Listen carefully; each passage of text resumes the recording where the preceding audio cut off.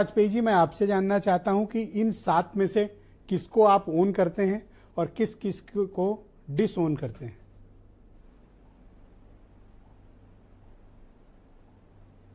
देखिए ब्रजेश जी, भारतीय जनता पार्टी को जो भी समाजवादी पार्टी के सदस्यों ने राज्यसभा के चुनाव के दौरान समर्थन किया था, मुझे लगता है ये उनके यहाँ के अपने अंदर के जो परेशानियां हैं उसकी वजह से, प्रत्याशियों का चयन वहां ठीक नहीं था, या उनका अंतर मन ठीक नहीं था, या उनका नेतृत्व से मतभेद था, या वो अपनी अंतरात्मा की आवाज से सही चुनाव करना चाहते थे।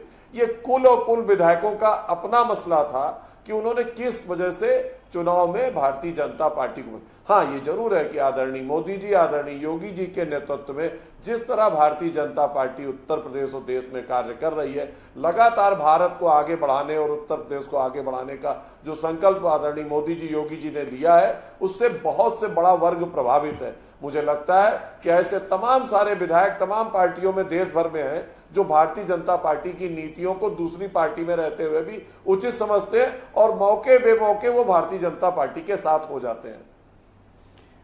मनोज पांडे ने तो officially Bharatiya Janata party join की थी होम मिनिस्टर के सामने बाकायदा मंच लगाकर, उसके बावजूद आप उन्हें ओन नहीं कर रहे हैं, डिसओन कर रहे हैं, इसका कारण?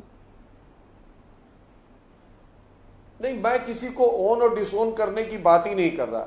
मैंने कहा कि जो लोगों ने भी मतदान किया और उस समय जिस पार्टी में थे, उस समय अपनी अंतरात्मा की आवाज, वहां के अंतर विरोध, नेतृत्व से नाराजगी होने के बाद और सही प्रत्याशियों के चयन में उनका मन होना, जो वो मैं राज्यसभा की चर्चा ही नहीं कर रहा। अरे रिसेंटली लोकसभा के चुनाव में मनोज पांडे अमित शाह के मंच पर मौजूद थे, रैली करवाई, ज्वाइन किए हैं, अब आप उन्हें स्वीकार ही नहीं रहे हो।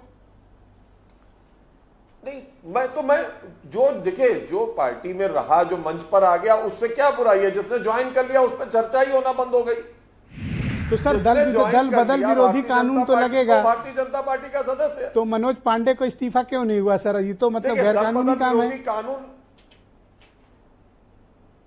नहीं, तो वो मनोज पांडे से पूछिए कि अगर उन पर दल बदल विरोधी कानून लगेगा, उनके खिलाफ एप्लीकेशन होगी, तो हर विधायक के ऊपर उस नियम से कार्रवाई होगी। कार्रवाई के दायरे में यदि आएंगे वो खुद ही इस्तीफा देंगे, नहीं तो सदस्यता चली जाएगी। जो नियम उस नियमावली के तहत आते हैं उसके तहत सभी पे कार्रवाई होगी। इसमें भारतीय जनता पार्टी और समाजवादी पार्टी नियमों को नहीं बदल सकते। तो अगर इनके खिलाफ याचिका आती है और ये 7 पर बर्खास्तगी की कार्रवाई होती है, तो बीजेपी इनका कुछ बचाव करेगी या फिर इनको लावारिस छोड़ देगी? देखिए, मुझे लगता है कि आगे क्या होगा ये भविष्य के गर्भ है। राजनीति किंतु परंतु का खेल है, पर मुझे लगता है कि तमाम चीजें निर्णयों के बाद आने पे, समय पे डिसाइड होती हैं। तो पहले ऐसे निर्णय आएंगे और निर्णयों के बीच से ही उनकी रास्ता निकलेगी। पर ये 7 तो आपके लिए लाइबिलिटी साबित हुए, कितनी बुरी तरह से हार हुई, तो फिर ये बोझा लेके आप क्यों दौड़ेंगे 3 साल? देखिए ब्रजेश जी, ये बात आप जो कह रहे हैं, मुझे लगता है मीडिया के हर उसमें, डिजिटल हो, प्रिंट हो, इलेक्ट्रॉनिक हो, छपा है कि जिन 7 विधायकों ने वोट किया था उस लोकसभा, जिस लोकसभा से वो आते थे, वहां भारतीय जनता पार्टी की पराजय हुई है। ये बात बिल्कुल जो आप कह रहे हैं, मैं इससे मानता हूं कि ये बात सत्य है लिखा पढ़त के तौर से। पर ऐसा है कि हमारे तमाम जो वर्तमान विधायक हैं उनकी लोकसभा में हार के कारणों की समीक्षा होगी, आत्मलोकन, आत्मचिंतन होगा। क्या महत्वपूर्ण कारण रहे किस लोकसभा में, किसके आने, किसके जाने, किसके ना काम करने से, इसकी समीक्षा हो रही। और मुझे लगता है वो चीजें जब सामने आएंगी तो बेहतर डिस्कशन हो सकेगा। पर आप लाइबिलिटी लेकर क्यों जाना चाहेंगे जनता के बीच? मेरे ख्याल से आप भी नहीं जाना चाहेंगे।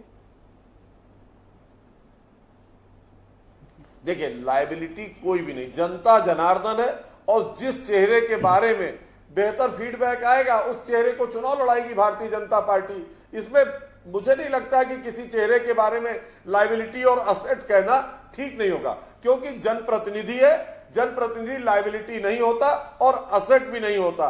ये एक व्यक्ति है जो जनता के द्वारा चुना जाता है और जनता के हितों के लिए कार्य करता है। इस राउंड का आखिरी एक सवाल है, आपने कहा कि अगर फीडबैक अच्छा रहा तो चुनाव भी लड़ सकते हैं, तो क्या इन 7 को आपकी पार्टी टिकट दे सकती है या विचार कर सकती है?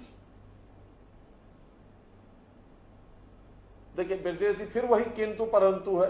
यदि ऐसा हुआ कि चुनाव उपचुनाव की घोषणा हुई और वहां प्रत्याशी भारतीय जनता पार्टी को लड़ाना है ही है, हर चुनाव में भारतीय जनता पार्टी ऐसी कोई कॉन्स्टिट्यूंसी नहीं जिसमें अपना प्रत्याशी नहीं खड़ा करे, तो वो चयन करने का निर्णय हमारे हाईकमान का है। नीचे से फीडबैक जाएगा, प्रदेश स्तर से जाएगा, राष्ट्रीय स्तर पर हमारी जो कमेटी है वो निर्णय करेगी कि किसको चुनाव लड़ाना है और किसको चुनाव नहीं लड़ाना है। ये निर्णय अभी बहुत दूर है। भाई जिसने आपके लिए कुर्बानी दी, अपनी गला कटवा लिया, सब किया, आप उसकी शहादत को भी स्वीकार नहीं रहे हो। कम से कम ये तो कह दो कि हाँ विचार करेंगे टिकट पे। उस तो शहीद हो गया, आप कह रहे हैं तुम्हें तो मलेरिया हुआ। देखिए, मेरे ये कह देने से कि विचार करेंगे, मुझे लगता है जो जनप्रतिनिधि है चुन के आता है उसे बेहतरीन सिस्टम पता है। और भारतीय जनता पार्टी का सिस्टम, चाहे पार्टी में विधायक बाहर से आए और चाहे पार्टी का कार्यकर्ता हो, बेहतर जानता है कि टिकट देने और लेने की प्रक्रिया क्या है। सबको उसी से होकर गुजरना पड़ेगा। ऑलराइट, शुक्रिया। काफी टाइट लिप्ड हैं आज हीरो वाजपेयी, इसलिए बड़ा संभल के बोल रहे हैं। खैर हम उन्हें ज्यादा परेशान नहीं करेंगे। कर्नल शरद शरण सिंह